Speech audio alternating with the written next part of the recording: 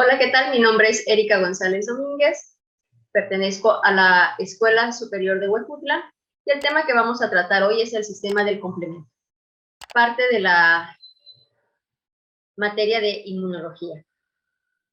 Lo que veremos hoy es qué es el sistema del complemento, las tres vías en las que se divide, los reguladores que tiene este sistema, además de la interacción con otros sistemas también fisiológicos. Tenemos que el sistema del complemento está integrado por más de 60 proteínas. Se considera que es un puente entre la inmunidad innata y la adaptativa. De esas más de 60 proteínas, que son simógenos, es decir, que unas van a activar a otras sucesivamente, lo que nos va a dar un efecto de amplificación que se conoce como cascada. Esta serie de reacciones químicas tienen un orden, es progresivo, como ya mencioné, se amplifica y además tiene que estar muy bien regulada, por decir que debe de ser limitada. ¿Sí? Las vías que tiene este sistema son la vía clásica, la de las lectinas y la alterno. Empezamos con la vía clásica. Si hacemos un símil o una analogía con el sistema de transporte metro, diríamos que es como la línea de metro es esta vía, ¿sí? Entonces, en la que tenemos que el activador o la estación de inicio, en este caso, son anticuerpos que se van a marcar u opsonizar a una molécula en particular. Generalmente, se encuentran esas moléculas en la membrana de algún microorganismo. También pueden ser células propias.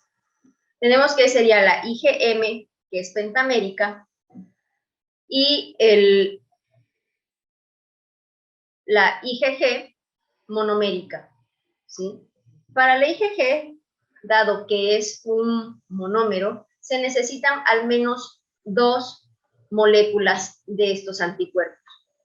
Mientras que la IgM, como vamos a ver, se necesita solamente uno. ¿Y esto por qué es? Porque después viene lo que son las proteínas, la C es de complemento, y tenemos que la inicia C1. C1 que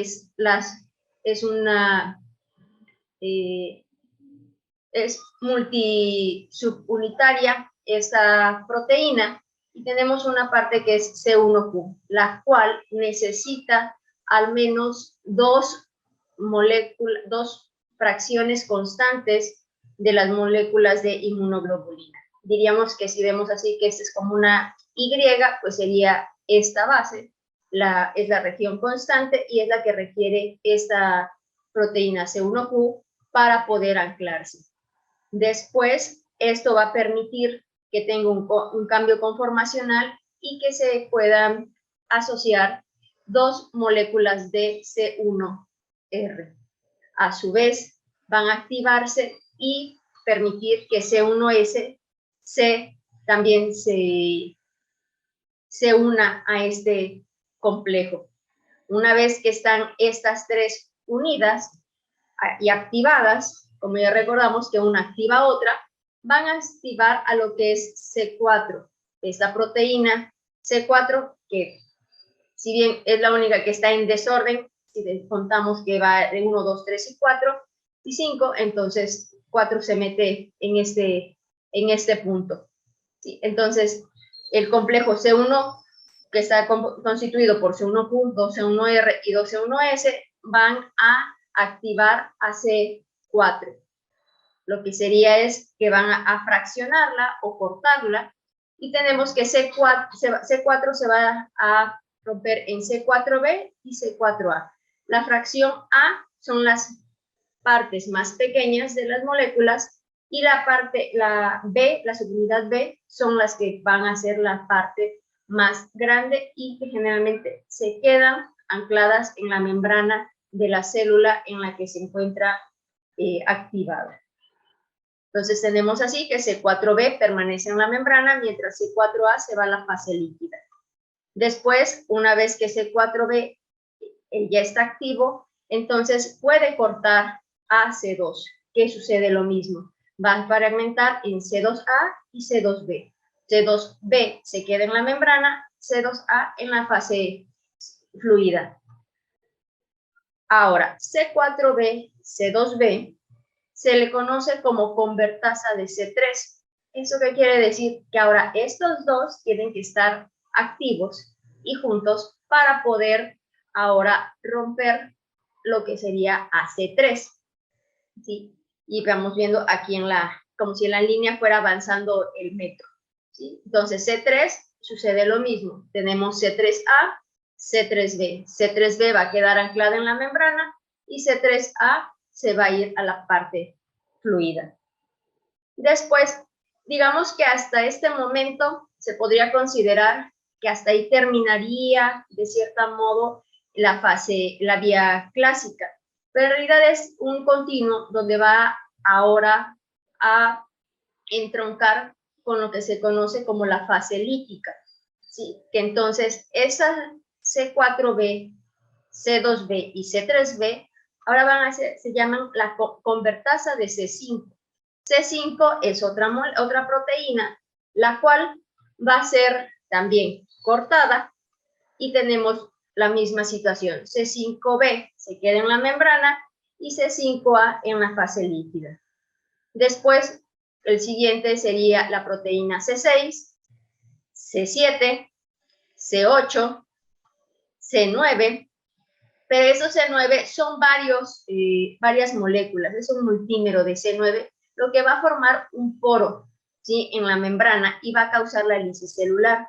Es haciendo referencia, por ejemplo, cuando tenemos una cubeta, entonces si se le hacen varios hoyitos, ¿qué sucede? El contenido queda libre y se expande hacia el exterior. Lo mismo sucede con una célula. A la hora de tener, no nada más vamos a tener solamente un poro formado por el complemento, sino van a ser varios, y lo que va a causar va a ser la muerte celular.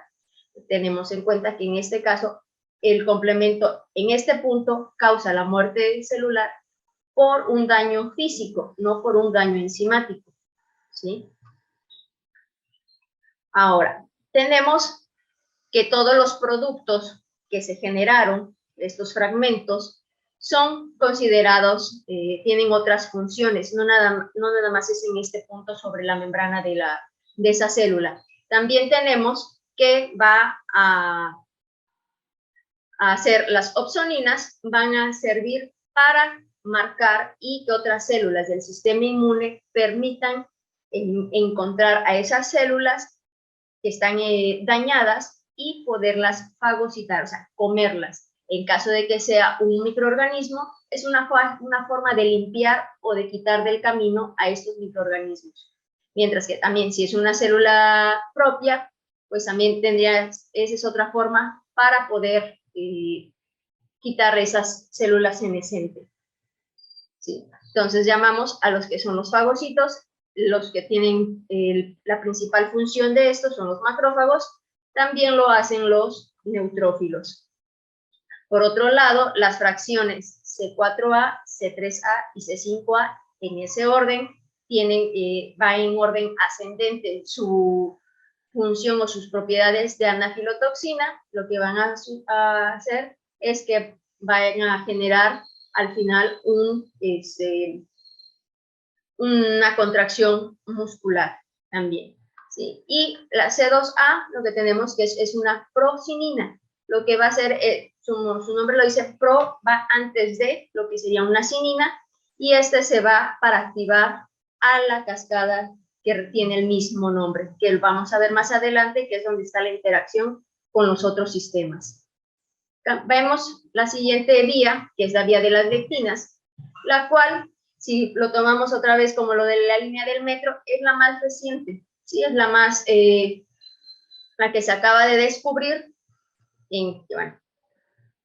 hace poco, y en esta la característica es que el activador es un carbohidrato, ¿sí? Una manosa es un carbohidrato de tiene 6 carbonos, y esta molécula está,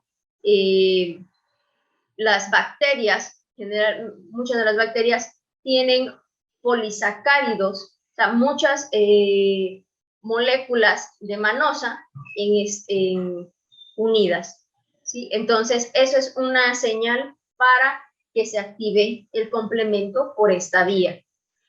Aquí, en lugar de haciendo la homologación con la vía clásica, en la vía de las lectinas, C1Q sería MLB. ¿Qué es MLB?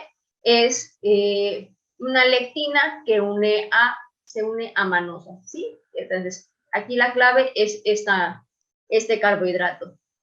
Después se va a asociar MSP1 y MSP2, que son proteínas asociadas a MBL, ¿sí? Que sería el símil con C1R y C1S. Y también tenemos otros receptores como las picolinas y las colectinas que pueden hacer esta misma función, y de aquí se enlaza con C4, ¿sí? Entonces esa sería la convertasa. Una vez que esas se activan, pueden romper a C4 y a C2. Y ahí es donde nos empatamos con el vía del complemento clásica, ¿sí?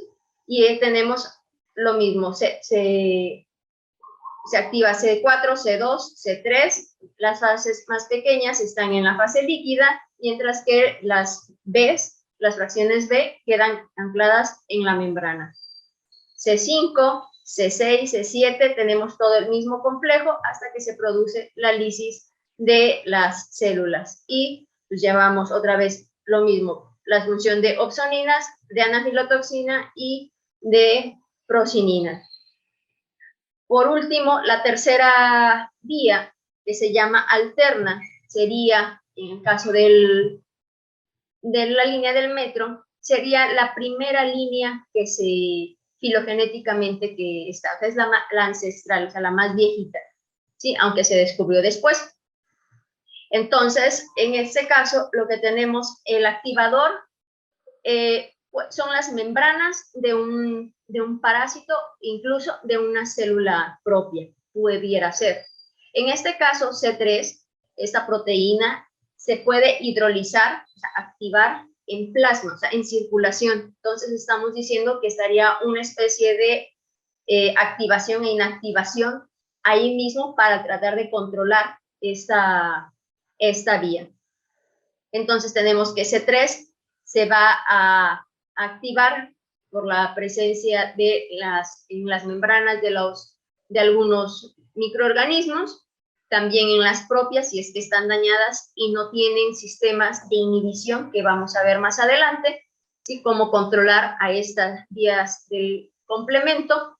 Entonces, se activa, entonces tenemos a C3A y C3B. C3B se queda en la membrana, ¿sí? C3A se queda en la fase fluida. Para eso tenemos unas proteínas, un factor D, ¿sí? Que lo que va a hacer es, en presencia, se necesita magnesio, el ion magnesio, para que esto suceda, va a facilitar para que el factor B se una con C3B.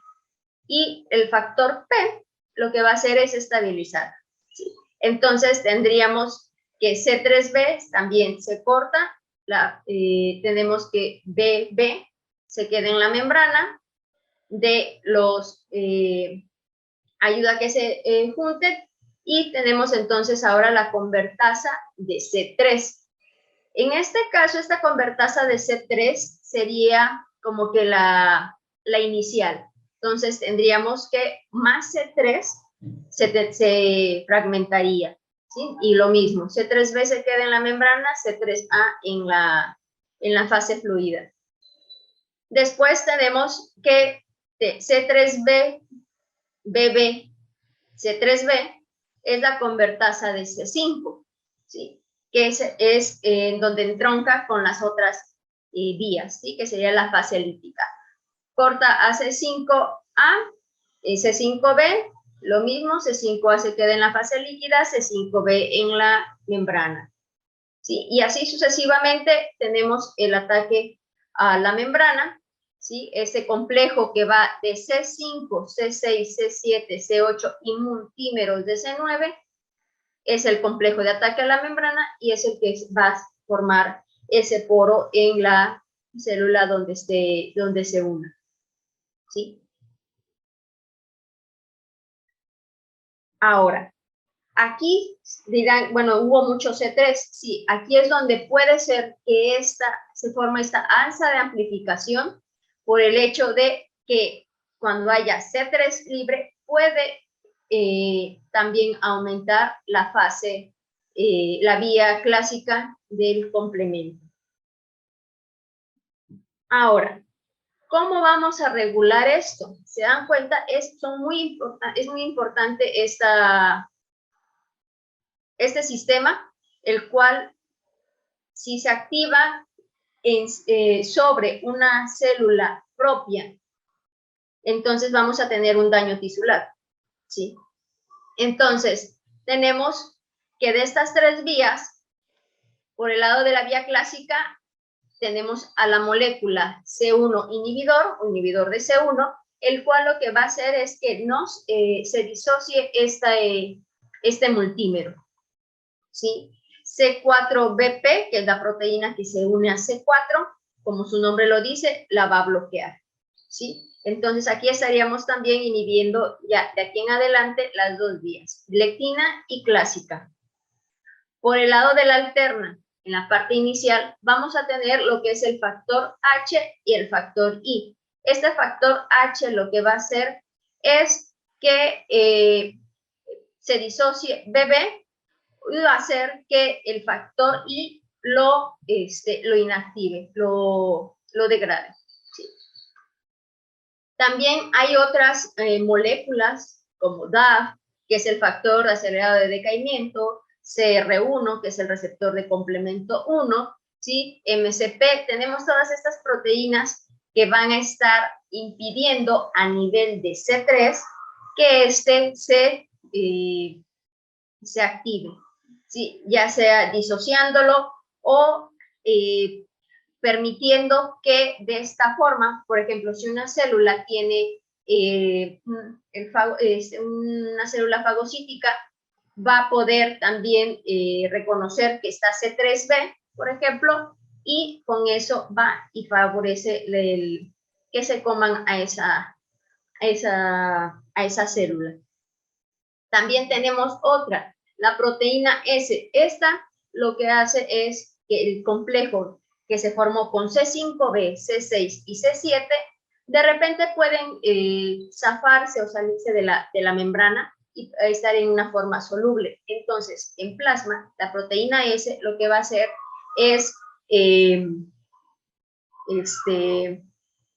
atraparla, ¿sí? Unirse a ella y entonces de esa forma impedir que si este complejo C5b, C6, C7 va y se posa sobre otra célula, que estaríamos entonces hablando de un daño tisular o un daño lo que se conoce como el testigo silencioso, ¿sí? O sea, está ahí la célula sin deberla ni temerla y lo que sucede es que entonces se posa sobre ella este complejo y empieza el ataque a esa célula. ¿Ya? Si pensamos en eso, ya estaríamos avanzados prácticamente ya para hacer el ataque lítico. Entonces, es muy importante también esta proteína, ¿sí? Entonces, también vemos que las células normalmente tienen muchos de estos receptores, muchas de estas proteínas en la membrana. ¿Para qué? Para que si ellas están en buen estado de salud, estas células van a impedir que por más que el complemento por cualquiera de sus vías se haya activado, a ellas no las afecta, ¿sí? Y por último, cuando está CD59, otra proteína que lo que va a hacer es impedir que C9 se ancle en la membrana. Por lo tanto, sería el último recurso antes de que se forme el poro. Por otro lado, ya tenemos lo que es el complemento, ya vimos cómo se regula. Ahora, ¿cuál es la interacción con las demás, con otras vías? Al menos las otras dos cascadas con las que están mucho en juego es la cascada de coagulación, que bueno, si vemos aquí tenemos por un lado la vía extrínseca y la vía intrínseca, entonces tenemos como una superficie dañada, el factor de Hagemann se activa, ¿sí? Y bueno, desencadena todo esto para también plasminógeno y plasmina al final va a ser que se active.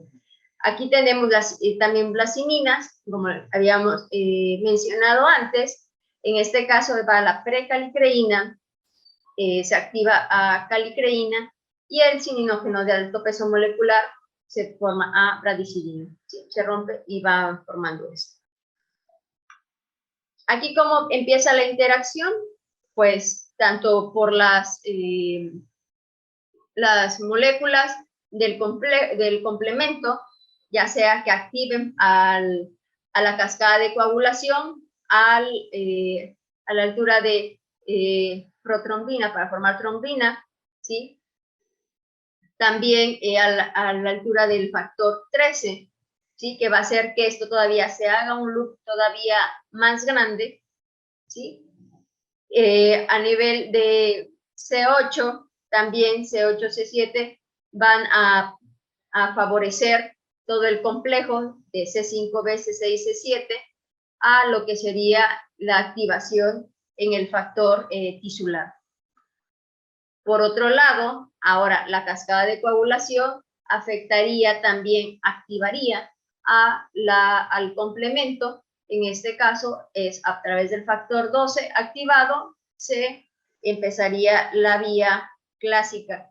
Estaríamos hablando que ya nos saltaríamos el hecho de, o sea, no habría necesidad de la presencia de un anticuerpo, ¿sí? También en este caso, este factor, el de Hagemann, va a iniciar también lo que es la cascada de las cininas.